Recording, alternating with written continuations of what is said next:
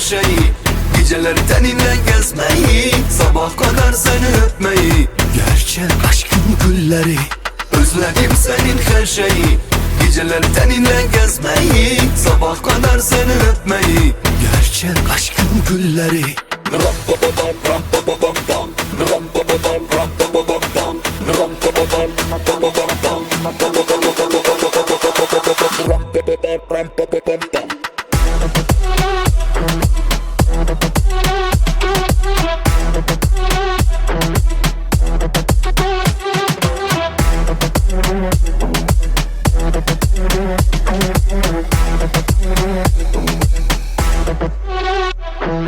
Ben sensiz boşluklara, ruhum karanlıkta. Neden diye bilmiyorum, seni bırakırken ardımda. Bir film gibi yaşamaz, belki yeniden başlarız. Alıp diller elinden, ram pa pa pam ram pa pa pam pam.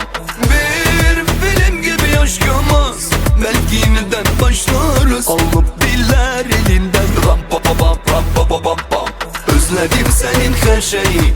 Geceleri teninle gezmeyi, sabah kadar seni öpmeyi. Gerçek aşkın gülleri, özledim senin her şeyi.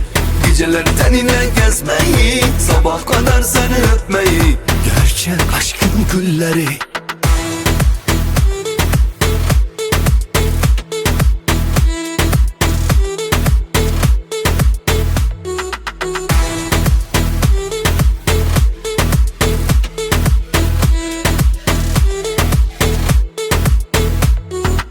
Özledim senin her şeyi. Geceleri teninle gezmeyi, sabah kadar seni öpmeyi. Gerçek aşkın gülleri, özledim senin her şeyi. Geceleri teninle gezmeyi, sabah kadar seni öpmeyi. Gerçek aşkın gülleri. Ram pa pa pam ram pa pa pam pam. Ram pa pa pam ram pa pa pam pam. Ram pa pa pam pa pa pam pam. Ram pa pa pam ram pa pa pam pam.